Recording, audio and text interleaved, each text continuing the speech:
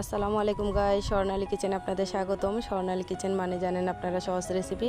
আজকে আপনাদের সাথে শেয়ার করতে চলছে মজাদার ডিম বোনা। এটা খেতে অনেক মজার হয়, বাচ্চারা অনেক সময় ডিম খেতে চায় না। আপনারা এইভাবে বোনা করে দিলে দেখবেন অবশ্যই ওরা ডিমটা খেয়ে নেবে। এটা খুব মজার হয়েছে। চলেন কীভাবে রান্না করে দেখে নিই। প্রথমে আমি এখানে একটা প্যান বসিয়ে গরম করে নিলাম। এখানে পরিমাণ মতো আমি তেল দিয়ে দিচ্ছি। তেলটা দিয়ে গরম হওয়ার পরে আমি এখানে দিয়ে দিব হাফ টেবিল চামচ হলুদ দেওয়ার ফলে ডিমটা দেখতে কালার অনেক সুন্দর হয়, লাল লাল হবে।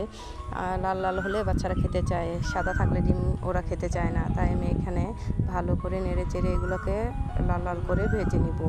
এখন এটা সুন্দর করে আমাকে কিছুক্ষণ নাড়াচাড়া করে ভেজে নিতে হবে। এই তো আমার ডিমগুলো লাল লাল করে ভেজে নেওয়া হয়ে গেছে। এখন আমি এগুলোকে উঠিয়ে নেব। আমি এগুলো এক সাইডে রেখে দেবো উঠিয়ে। আমি এই প্যানেতেই আবার রান্না করব। আমি সবগুলো ডিম এক এক করে এই তো উঠিয়ে নিচ্ছি। এক সাইডে আমি এইগুলো ডিমগুলো রেখে দেব।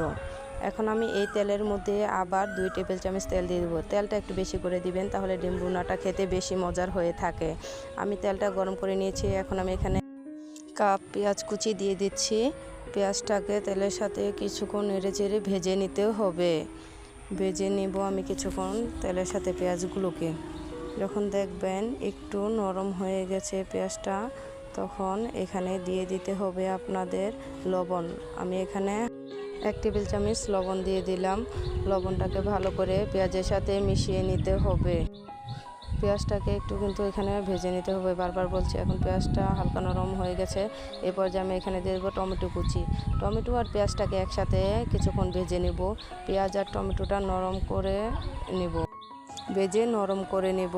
যখন দেখব পেঁয়াজ আর টমেটোটা একটু নরম হয়ে গেছে, তখন আমি অন্য মশলা অ্যাড করব। এই তো আমার নরম হয়ে গেছে টমেটোটা। এখন আমি এখানে দিয়ে দিচ্ছি 1 টেবিল চামচ মরিচের গুঁড়া, হাফ টেবিল চামচ হলুদের গুঁড়া দিয়ে তেলের সাথে আবার এই মশলাগুলো ভেজে নেব। এখানে তেলের সাথে কিছুক্ষণ ভাজলে দেখবেন কালারটা খুব সুন্দর হয়, লাল লাল হবে।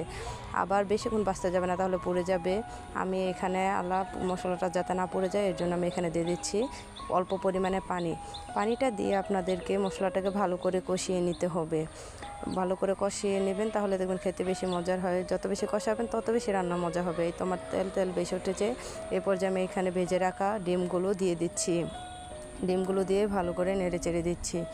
আপনারা মশলা যত বেশি কষাবেন তত বেশি খেতে রান্নাটা মজার হয়ে যাবে।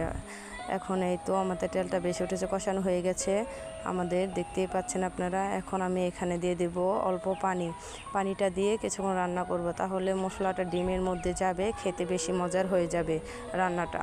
এখন আমি এই তো নেড়ে চেড়ে দিচ্ছি। এখন আমি এখানে বলক তুলে নেব একটা। এই তো বলকও উঠে গেছে।